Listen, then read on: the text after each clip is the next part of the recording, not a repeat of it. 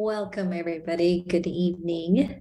And for those who are joining on YouTube or Facebook or Zoom Live, we are so glad you're here. And those that are actually at the center, we are so glad you're back at the center. So today's program, if any of you signed up for Honoring Peace, you're in the right spot. This is celebrating peace as well.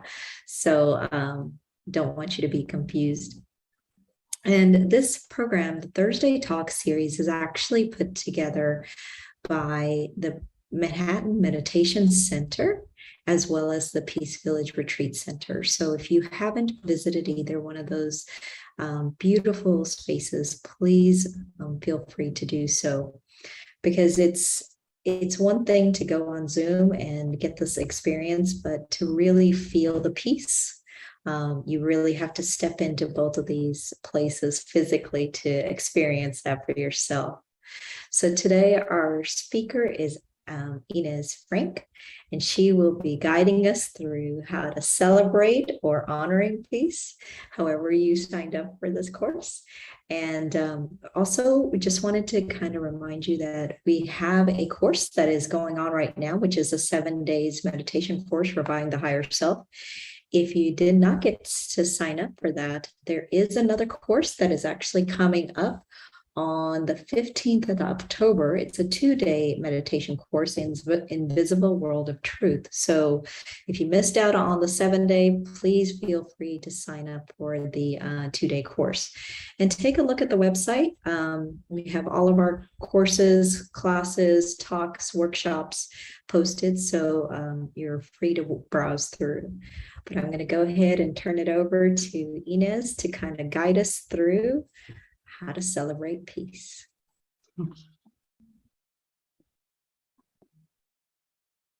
Thank you, Sujaben. The sound is okay? Sound is good.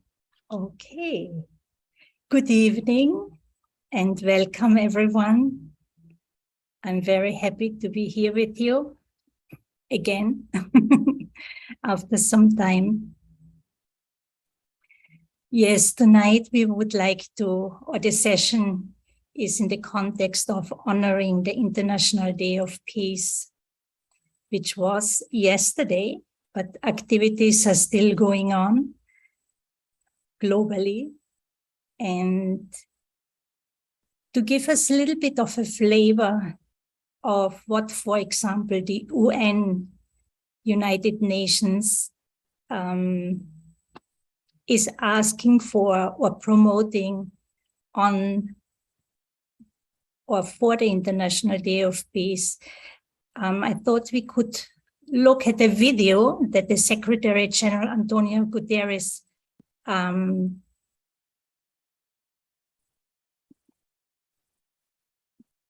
is presenting, or the message that he's giving, and then we'll take it from there. So it's a very short video. It's 1 minute, a little bit more than 1 minute.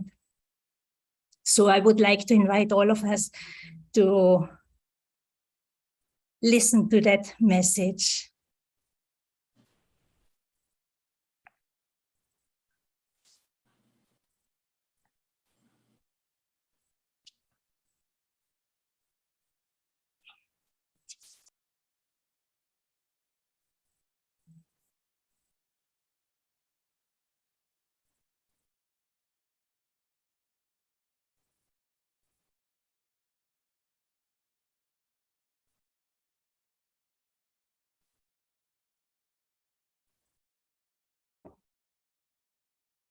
You may need sound.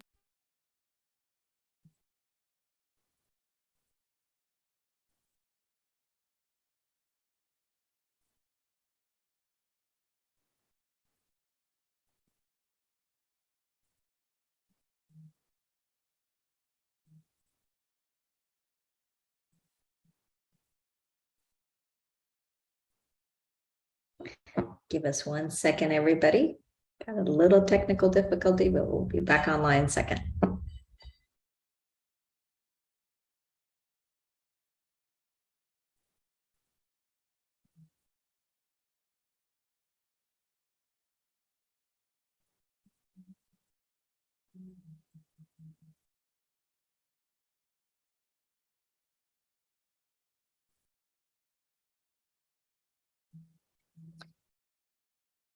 So maybe meanwhile, we'll just wait until the video is available. The theme that has been chosen for this year is racism, building peace. And one reason why I thought it might be also good to give some attention to the message from the United Nations is just one example of the efforts that is being put in by people, organizations, governments in order to create peace in this world at this time. But We're ready now. Okay, wonderful. Thank you.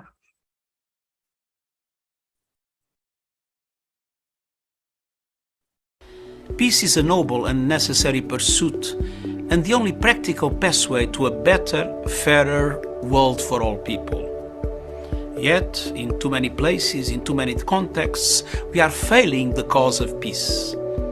The theme of this year's International Day of Peace, End Racism, Build Peace, reminds us of the many ways racism poisons people's hearts and minds and erodes the peace we all seek. Racism robs people of their rights and dignity. It inflames inequalities and mistrust, and it pushes people apart at a time when we should be coming together as one human family to repair our fractured world.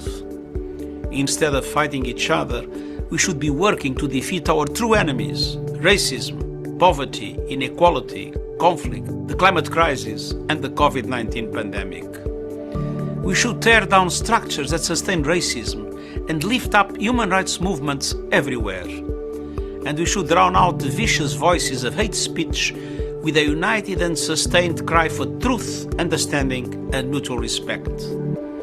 On this important day, a time to observe 24 hours of non-violence and ceasefire, we renew our call for all people to do more than lay down their weapons. We call on them to reaffirm the bonds of solidarity we share as human beings and get down to the business of building a better, more peaceful world.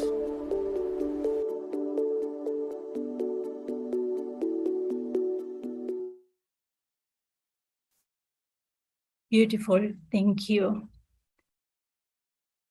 So while the theme focuses on end racism, building peace, he has mentioned in the message the main enemies, which are racism, poverty, inequality, conflict, and also climate crisis, and as well as the pandemic. Despite whatever is going on this planet right now, we're seeing a lot of upheaval, a lot of problems, violence in many, many corners of this world. But at the same time, there are also many, many investing in creating a more peaceful world. And peace is a virtue, it is a quality, and it is indeed a very noble quality. So for this evening, what I had thought would want to look more from the spiritual perspective.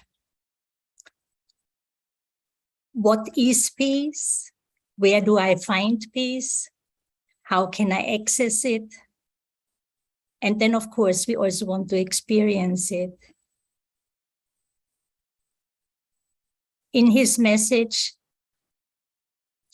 multiple aims were mentioned, what we would like to achieve. But most of you are probably familiar that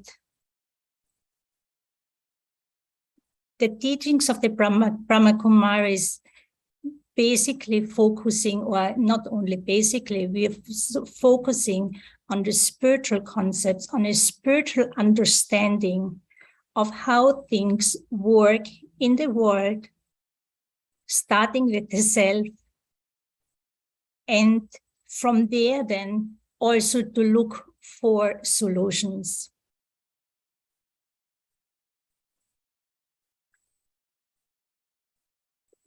One thing or one aspect that we learn here is, and Tati Chanki, who left us 2 years ago, she was the administrative head of the organization, and she was an incredible example, not only for this quality that I'm going to mention, but for many, many, many things. But until her last day, and she was in her body reaching 104 years, and until her last breath, she was a student. So the ability to learn, the interest to learn, the humility to keep learning, and never to come from that place of, or with that attitude, I know already. Even though she was probably one of the wisest people in this world, but she never had that attitude that I know it already. And so when we speak about learning, that includes, of course, many aspects. But what we from early on learn with the Brahma Kumaris is about the self. And so one is to study, to learn about the self, try to understand who I am, how I function, what is it that I need to do, for example, any given moment, what is it that I can do, what is it that I should do, instead of constantly focusing on what others are doing, what they are not doing, on their wrongdoings, how bad someone is. You see, one main sickness in this world, and all of us are part of it, is most of our attention, if not all of it, is constantly on the external, outside, connected with people who may be around me, but also those who have left me maybe years ago. Our mind is connected with places, with events, circumstances, situations. We keep thinking and thinking and thinking. We worry. And many times it is such that we know the solutions for others, but can I really or truly help myself? Maybe some of you know we have regular morning classes, spiritual teachings every day. And on Sunday, we had a very interesting class. And one aspect that was mentioned and explained is if I, for example, know the truth about something, if I know what has happened or how it went, but then I try to prove it with a force, with anger, I am basically using the force of anger, force of, that ego-driven force. If I use that to prove myself or prove something, I'm basically coming down to the same level where the other one is. Using force to prove falsehood, I'm also part or becoming part of falsehood. And so, who does not want to experience peace? But the majority still believe in fighting for peace. But peace really can only be created with the power of peace, with non-violence, because peace itself is a quality of non-violence.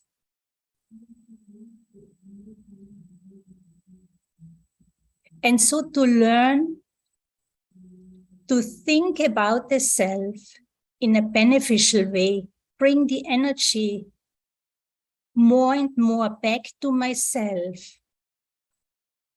And even though I see and understand there's wrongdoing happening, people not doing the right thing, but what is it that I need to do? What is it that I can do here?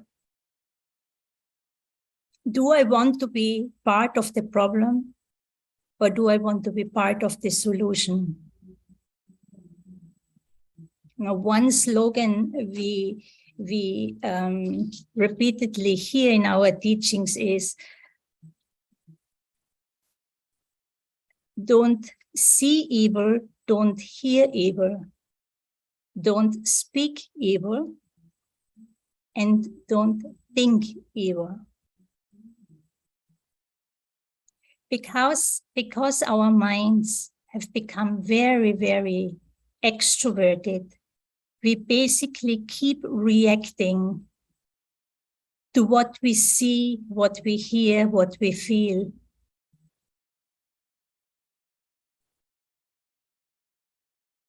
And the sense of self that we have created, I'm referring to the average person, to the majority of us, the sense of self we have created is mostly based on our physical identity. We also have a social identity. But on the spiritual journey, we learn about our spiritual identity. And so one is to bring the energy from the outside back to myself, but then to the self that holds all the goodness. Because many avoid to go or connect internally, connect or look at their own mind. Many avoid silence because a lot of chaos is going on inside. And so when we learn to meditate, we also come to know about our spiritual identity, where all the goodness, where all the virtues, where the wisdom, the peace, the love, the strength, beauty, happiness lie. And so one is to redirect the energy of my mind back on myself. And then secondly, the aim is to connect to my potential and not to what I did wrong, what I was not able to do, what is wrong with me. or there are so many things we can connect with, certain feelings, emotions, which are not very healthy.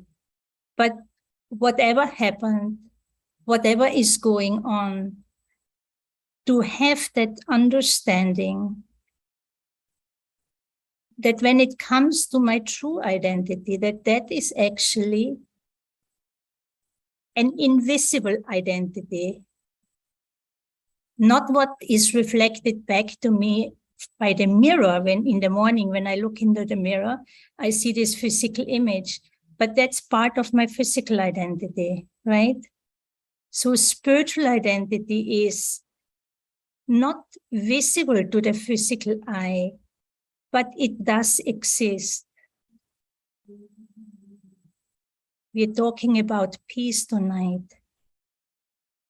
Everyone wants to feel loved, appreciated, respected. Everyone wants to be happy. Now, these are qualities that are not physical. And so the reservoir where those qualities are located are deep within our own consciousness.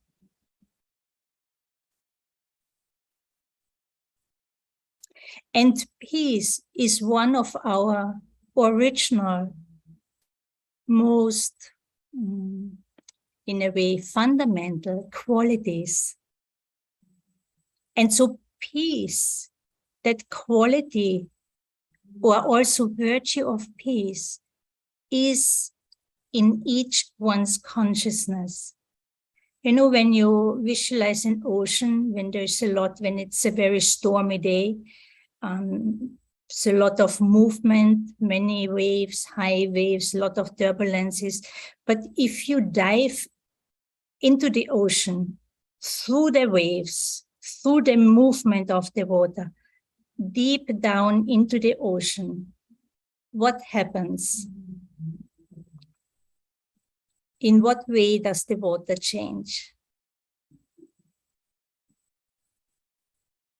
It becomes still, right? It becomes a little cooler, but also still. And similarly, there's a lot of stuff going on in the mind, in each one's mind. But we must not compromise our truth based on these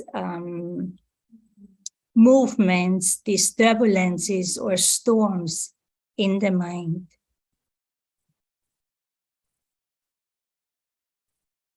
When I redirect my energy back on myself, it is like coming home. And coming home, we connect with feeling very good, feeling comfortable. So coming home is when I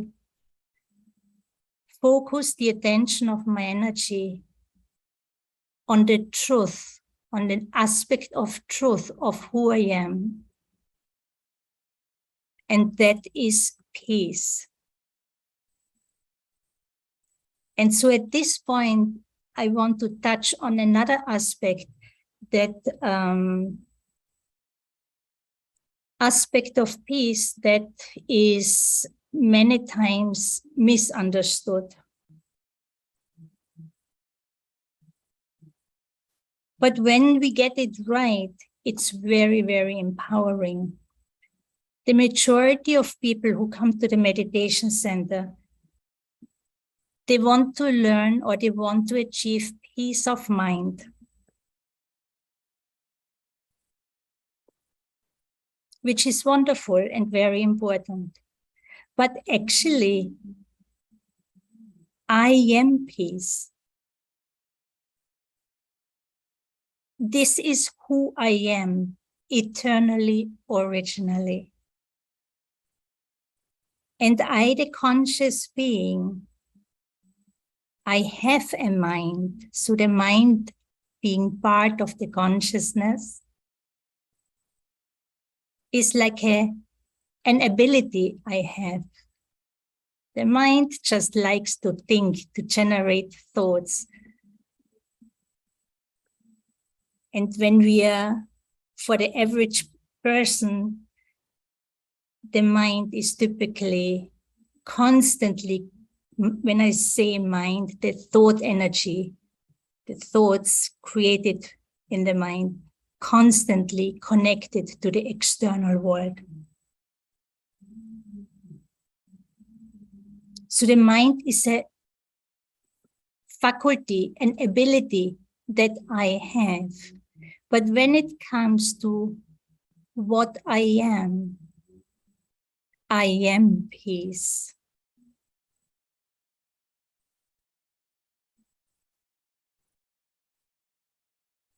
We cannot stop the mind from thinking. It's an ongoing thing. It's like a water wheel, keeps spinning. But we have the power to change or direct the quality of the thoughts that we create the mind.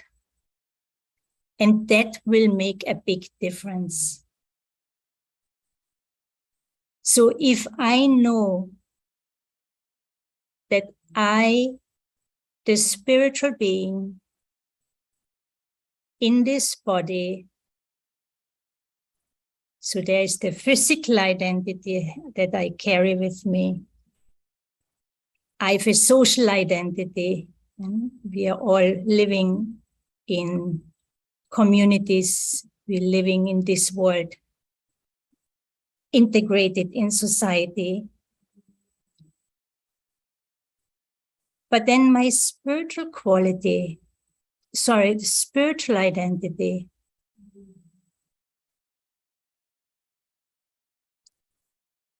is that invisible part, and it is within my own consciousness. So now I'm just repeating the steps. One is to turn inward and then connect to my potential, connect to my innate goodness. I am a peaceful soul. And in that awareness, I am a being of peace. If I use my ability to think, what will the quality of my thoughts be like? On the other hand, it's nowadays in this world, for all of us also, how much does it take to feel angry, to feel upset, frustrated, annoyed, anxious? Just remember a moment when you were not so happy, you were worrying a lot, or you were anxious, angry. It is possible, right? That we from time to time feel like that. So what was your thinking like? What was your thought process like? What was the quality of the decisions you made? Versus all of that when in a state when you were happy, peaceful, content, calm internally, and you thought about something. You needed to make a decision.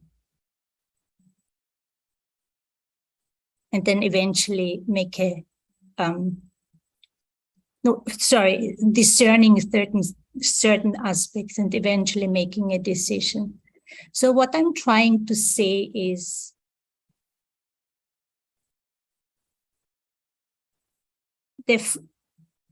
I have the ability, or we all have the ability to think, to feel, but these are abilities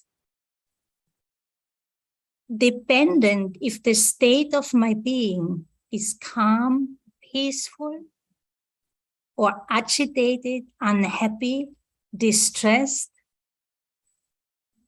The quality of my thinking, the quality of my discernment, the quality of my decision-making power will work against me.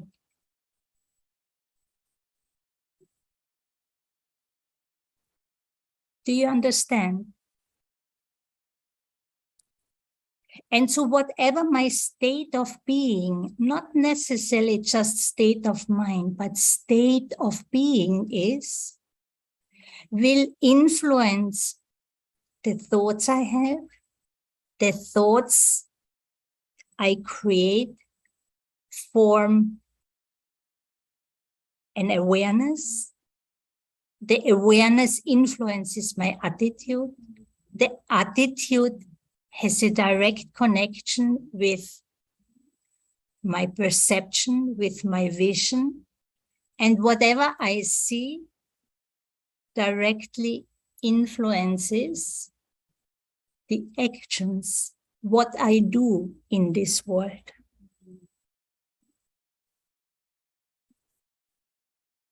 So what we start to realize when we dive deeper into spirituality is that any physical expression, anything that I do or express through my sense organs, communicate with you the energy I exchange or send into this world. It all starts at a very, very subtle level and is directly connected with my state of being. And my state of being is directly linked to my identity. What is it? What is it I identify myself with? Who am I? What am I? And so we human beings, actually the term human beings is very, very appropriate. There's a human part. We spoke about physical identity. And there's a being. And that being is that I that is speaking. It is the being, the I that is listening, the I that is doing. But if I'm in the consciousness that I am a mortal, physical human being versus I am a spiritual being using this physical body to express myself, to do things in this world, makes a huge difference.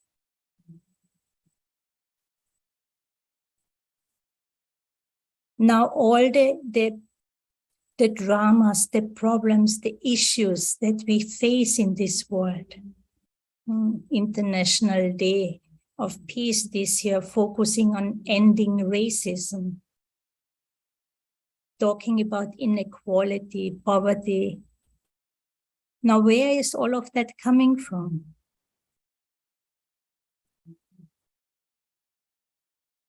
Gender inequality, for example. All of these issues are rooted in an appearance, in a label connected with my physical body.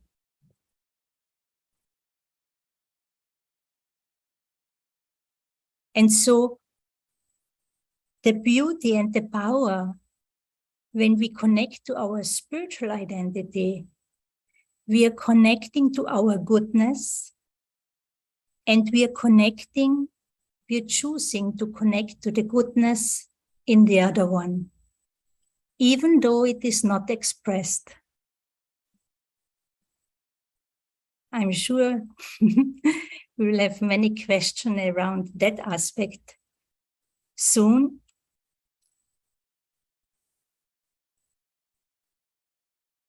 You know, we are all very habituated reacting to what is happening around us. To react, reject, to call for justice, which is many times deeply connected with revenge, is something that we see everywhere. But if I do that, I create distance, I separate myself from others, my peace is gone.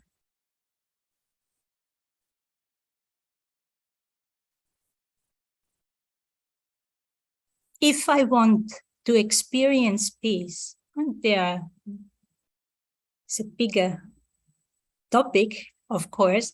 But for example, if I want to experience peace, I will have at least listen with love.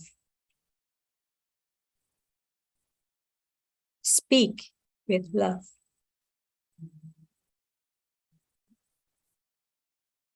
Because it is that energy of love, of pure love, that really connects all of us. There's nothing else than that energy. And if that energy is not expressed and lived anymore,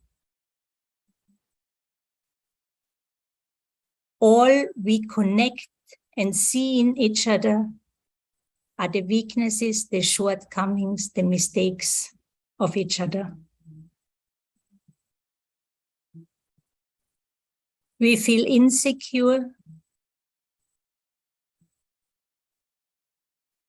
We start to react. We never have enough of something. We always want more, better, higher, faster. No contentment. Instead of appreciating differences, they have become a huge problem for us and become a source to create peacelessness within us. But it doesn't have to be like that.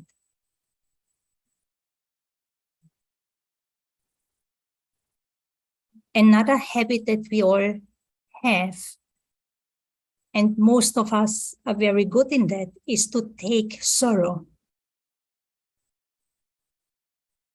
People say things, people do things that are not right, that are not appropriate, that are dangerous, harmful. Why do I accept that? Why do I take it in? And again, is something that we learn on the spiritual journey. Many religions, they talk about not to give sorrow, but what about not taking sorrow? Whatever someone does or doesn't do, it is their story. It's their choice. I am responsible for what I take into my heart.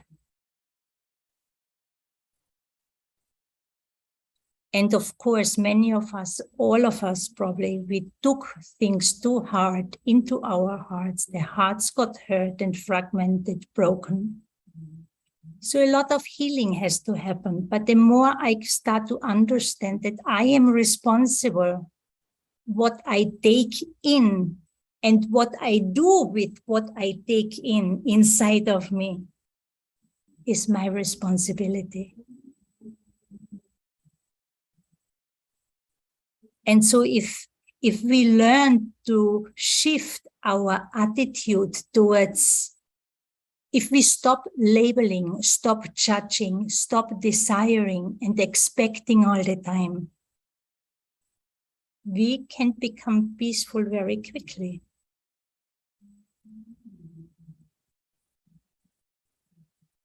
So someone is giving pain, someone is saying nasty things. If I stay in my self-respect and I choose not to take it in my heart, but instead feel mercy for that person who must have a lot of pain inside in order to say such nasty things.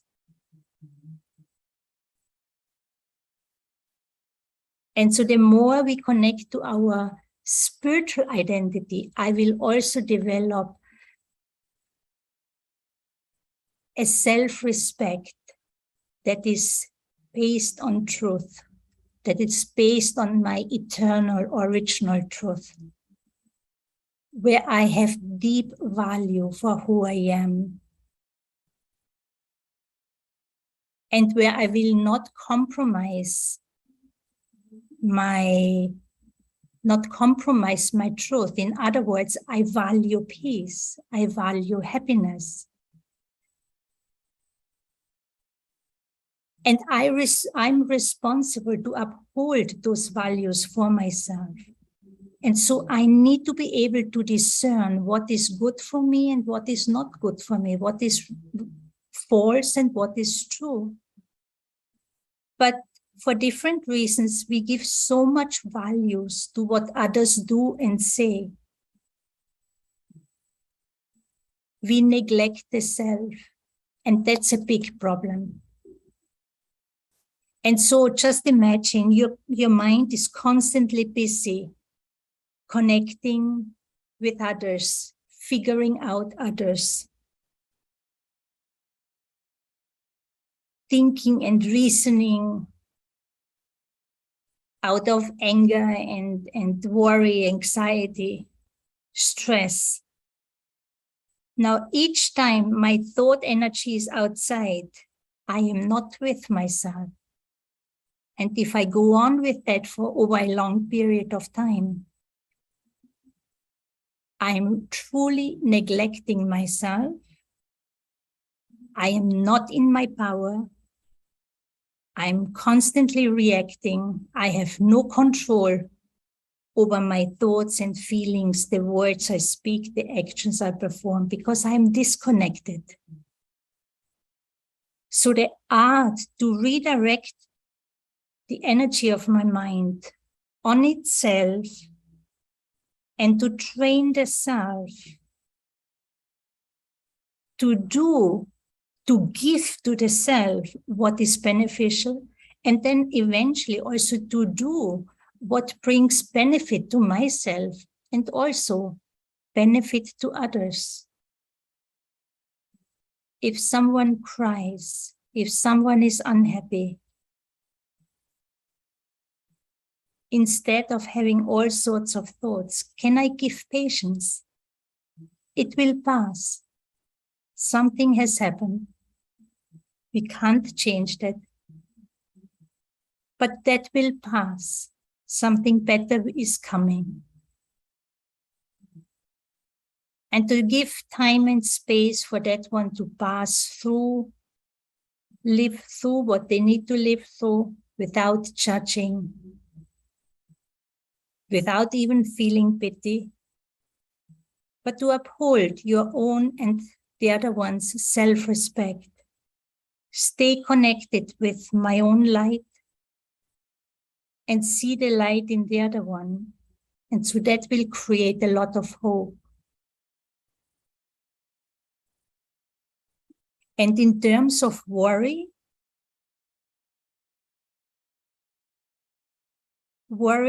has a lot to do, or we worry about so many things and people and, situations, circumstances. But if you put all your worries on a piece of paper, select those you don't have control over, and you will be free of many worries. And wherever I have control over, these are aspects that relate to myself, I can make a plan of what is it that I can do to make things better, instead to keep going on, to keep worrying.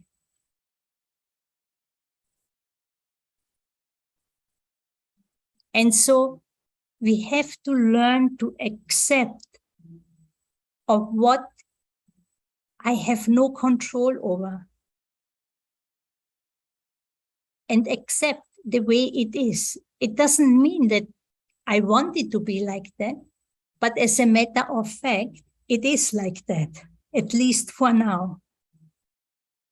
If I have that wisdom and use the power of love to accept, you will experience peace.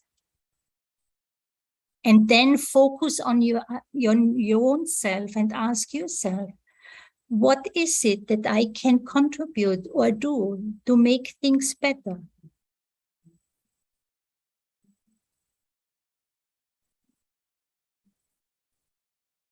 And so many times we lose our peace, our inner peace, because inside of my own consciousness, there's a struggle going on between what is and what I think it should be or should not be. And this is, again, this is true for little things in my immediate small world, but also in the bigger world.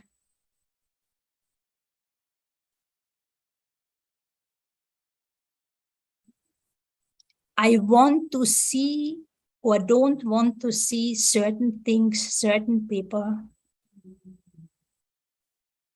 not accepting as people are or not, as people are, what the situations or conditions are, and then go from there. And so that inner conflict creates a lot of peacelessness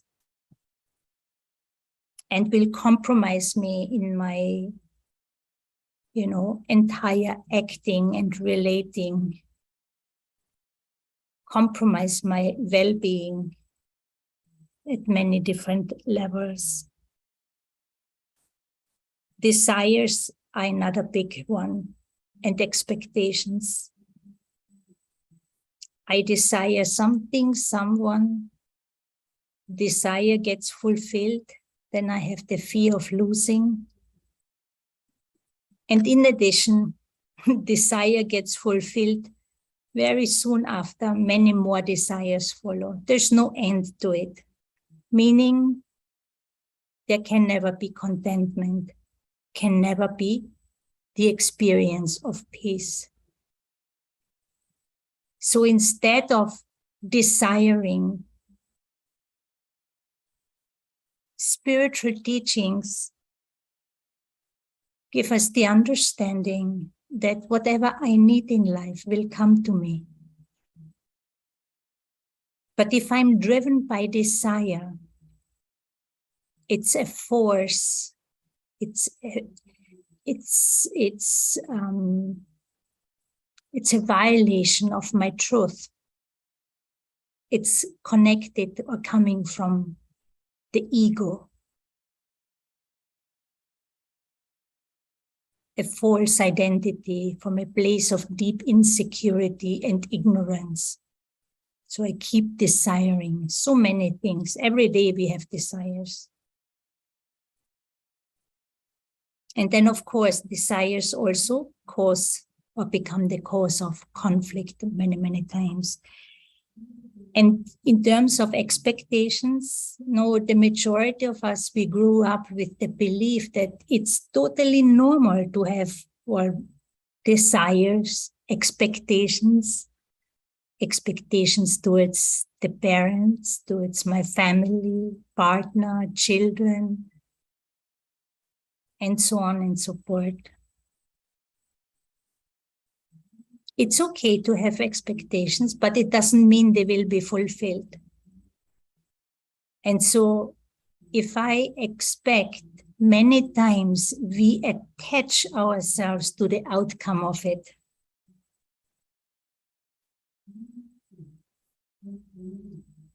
And if I do that, if the outcome is different, I'm in trouble. So people will fulfill your desires sometimes, occasionally, maybe for some time. Maybe life is for some time such that your desires get fulfilled, expectations get fulfilled, but it's only a matter of time. And so because there's that neediness or desire in terms of desires, that deep inner craving for it, if I don't get it, I will demand it. And if I still don't get it, I will become forceful. I will become violent. And so domestic violence, for example, is deeply connected to that. But when we are aware, when we are knowledgeable aware about our spiritual identity, we are connecting to our own light and we enhance. It's like we put on the switch of awareness, we put on the light bulb by connecting to my inner truth. And then, of course, I'm connected to peace, pure love, joy. And when I value those, I will bring them into my life. Okay, so I think I will stop at this point and we'll see if we have some questions or comments before we move into a meditation.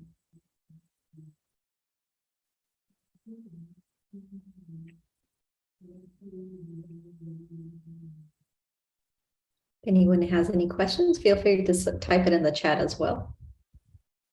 Or you could just unmute and ask.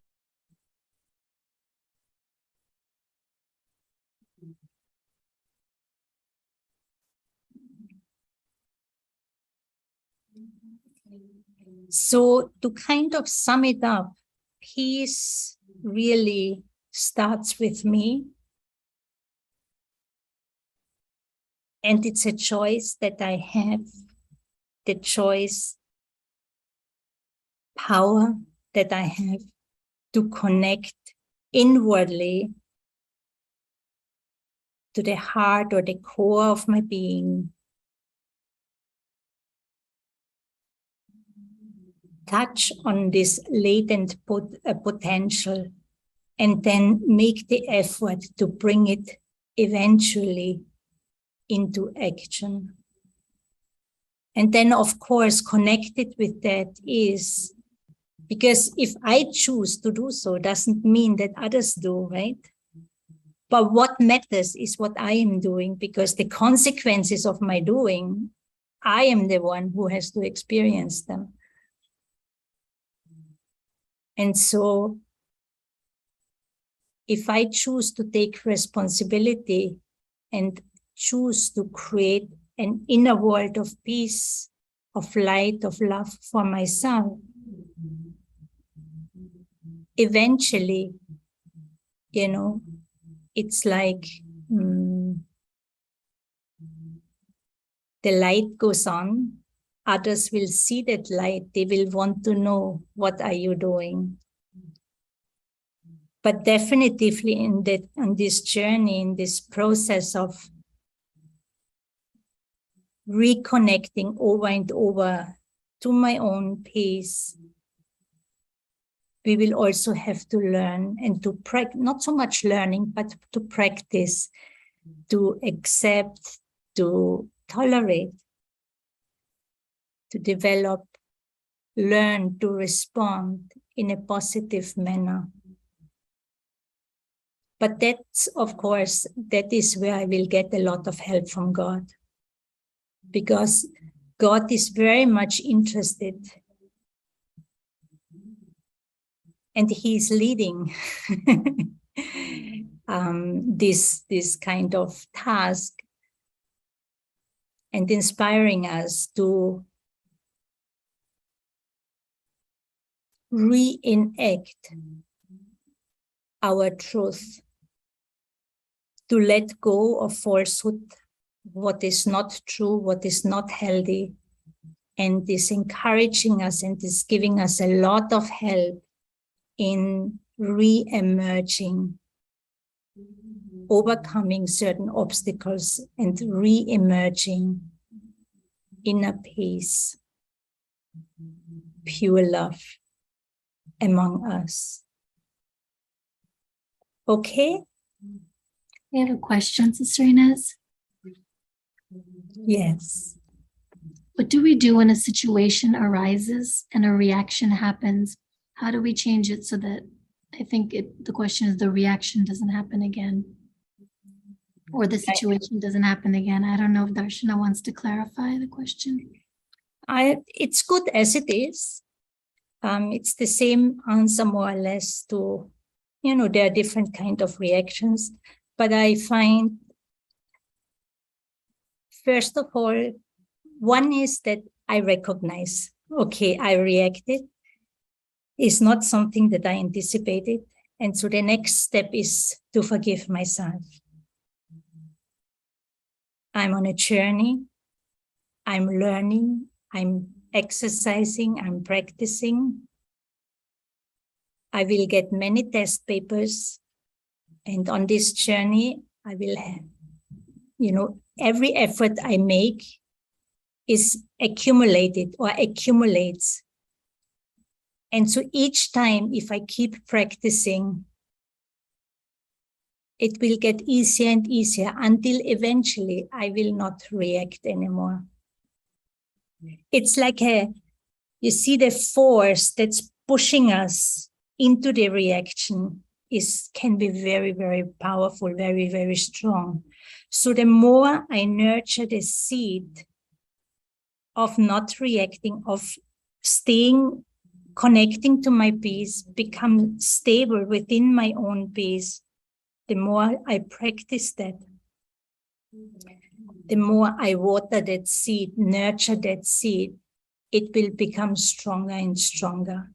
And it's a matter of time, if I continue to practice, that the force becomes less and less, but then the beautiful new flower is growing more and more and becomes more and more, has more and more influence over me and what I do.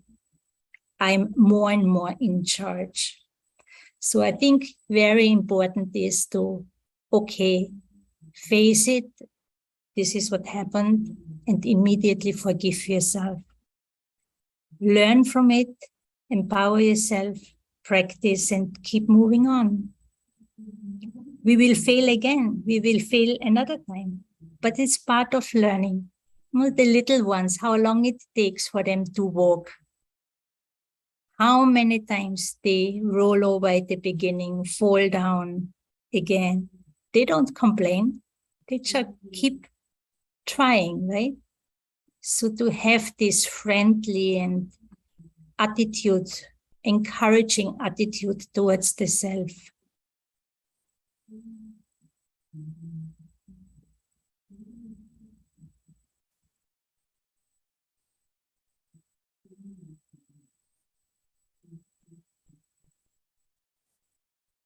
And also,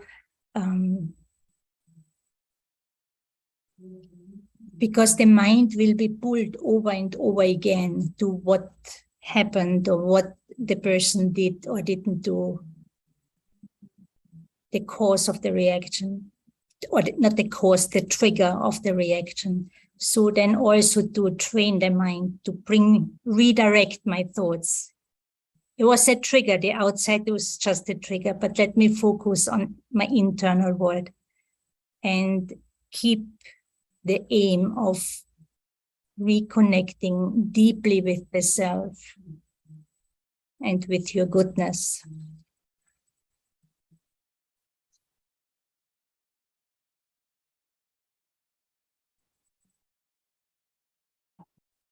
Thank you. Anything else? No more questions. No more question. Okay, so let us move into a short meditation. And so the practice of meditation for us is really it's a method to experience of what we learn, what we share, what we know. So sit comfortably with a straight back.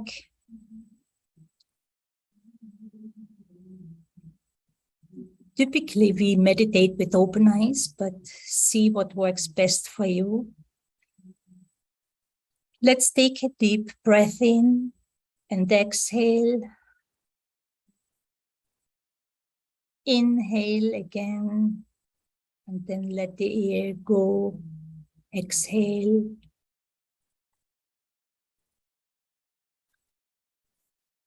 I'm aware the room I'm sitting in,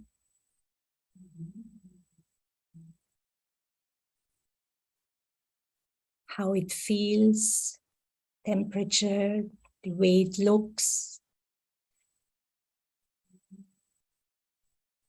I feel body sitting in this chair.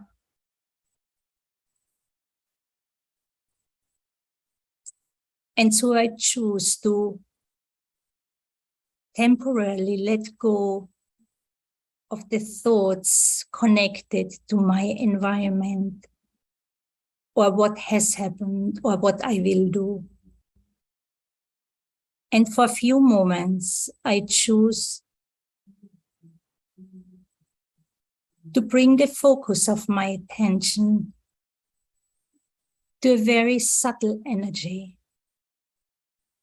my own energy of truth.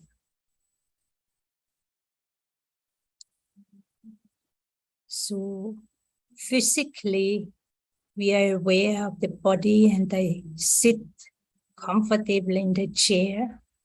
But then I want to even go beyond the awareness of my physical body, of my humanness.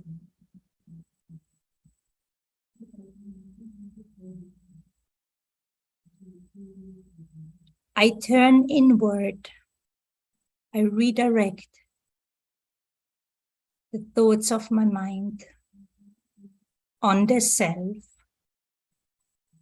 knowing that deep within my own being,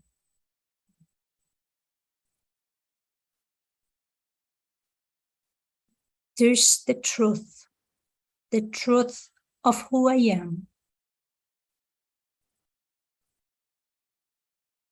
It is invisible to my physical eye, but I hold the awareness of my spiritual identity,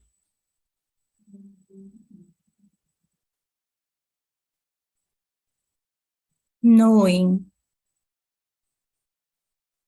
that peace, love, happiness or joy, wisdom, strength are part of my own consciousness. I am a being of light, a conscious being, self-aware, aware of my own existence, aware of who I am, what I am.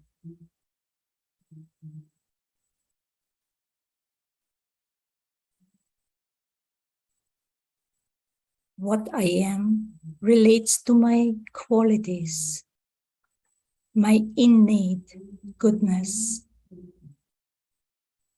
of care, compassion, kindness, sweetness,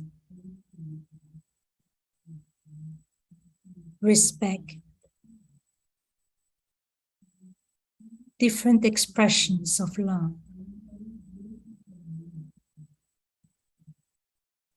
I reaffirm to my own self that no matter what,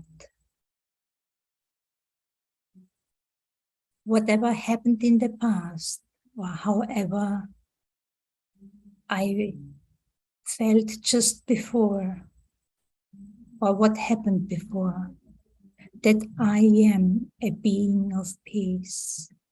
I am a peaceful being. I am peace. I love peace. Peace is who I am.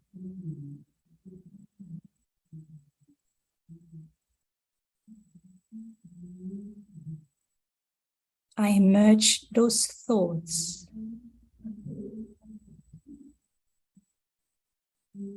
and reaffirm my identity to myself. And as a being of peace, I want to think, see, speak, do that what sustains peace. I use kindness. I use respect. I use wisdom. The wisdom of not to take in what is harmful. To accept whatever is and rise above it.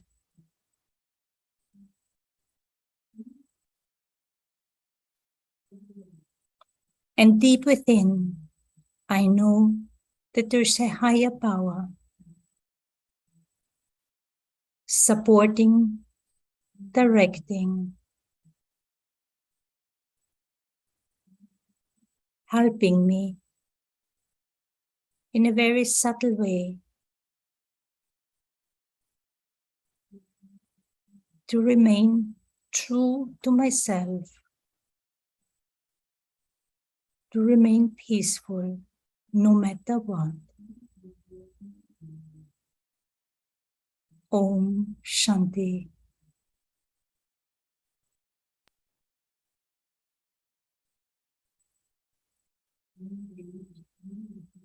Thank you, Sister Ines.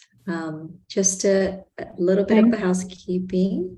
Just wanted to make sure everybody knows if you needed the recordings, please visit manhattanmeditationcenter.org. You can actually get the links to the YouTube or Facebook. I know a couple of people asked on how to access the recordings. And if you want to sign up for any of the workshops, please go ahead and visit manhattanmeditationcenter.org and you'll see all of our events and all of the upcoming courses. So thank you, Sister Ines, for a lovely, peaceful Thank workshop. you. Thank you, Om Shanti.